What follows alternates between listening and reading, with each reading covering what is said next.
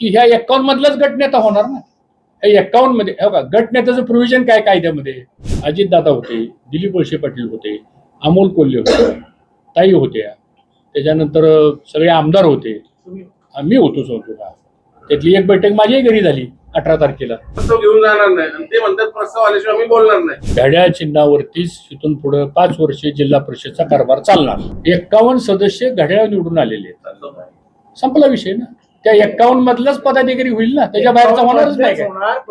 तुम्ही जरी वेगळ्या पक्षाचे लोक आहात, तुम्ही त्यांचं चिन्ह वापरलेलं आहे. एक मिनिट तुम्ही कन्फ्युजन करू नका.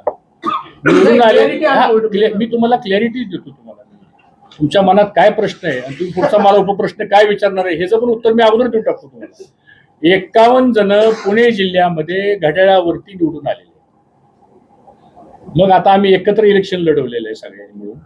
त्यामुळे जिल्हा परिषदचे पदाधिकारी निवडीच्या बाबतीमधला जो विषय असेल तो पण आम्ही एकत्र बसूनच करणार. हा एक भाग झाला.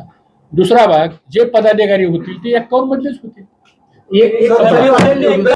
तुमचा बेसिक प्रश्न काय मला विचारत आहे. बेसिक प्रश्न आहे की तुमचे ह्या 51 मध्ये किती जे राष्ट्रवादी शरद पवार काँग्रेसचे आहेत ते सदस्य किती, ते स्वतंत्र गट नोंदणी करणार का, आणि या व्यतिरिक्त एक जण स्पेशल तुतारीवर तुमचा निवडून आलेला आहे, त्या पक्षाचे नेते आहात, त्याची भूमिका काय राहणार आहे, हे 3 प्रश्न.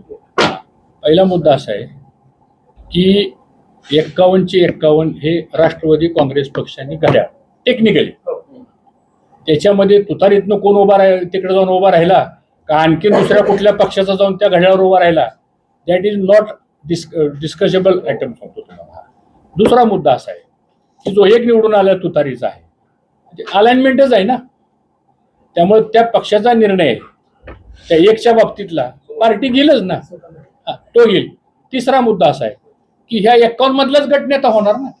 ह्या 51 मध्ये बघा गटनेत्याचं प्रोव्हिजन काय कायद्यामध्ये. सेक्शन 13, सेक्शन 9, सेक्शन 7 हा ती प्रोव्हिजन आहे. प्रोव्हिजन कशाची आहे. प्रोव्हिजन तुम्ही ज्यावेळेस एबी फॉर्म कोणाला दिला होता, ज्यांना एबी फॉर्म दिला आणि त्यातनं निवडून आलेले जे सदस्य असतात त्याच्यातलाच एक गटनेता होणार. एक आता आम्ही जिल्ह्याचं एकत्र बसून निर्णय घेतला.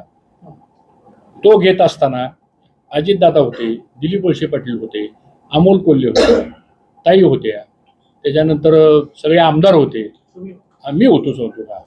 त्यातली एक बैठक माझ्याही घरी झाली 18 तारखेला. उद्या त्याला एक महिना होईल उद्या त्या 18 तारखेला. त्यावेळेस असं ठरलं की सगळ्यांनी एक चिन्ह घेऊन लढायचं सातारा, आणि शक्यतो जिथं होईल तिथं करायचं, जिथं होणार नसेल तिथं तुतारीचं चिन्ह घ्यायचं. हे डिस्कशन झालं. एक घेऊन जाणार नाही आणि ते म्हणतात प्रस्ताव आल्याशिवाय आम्ही बोलणार नाही.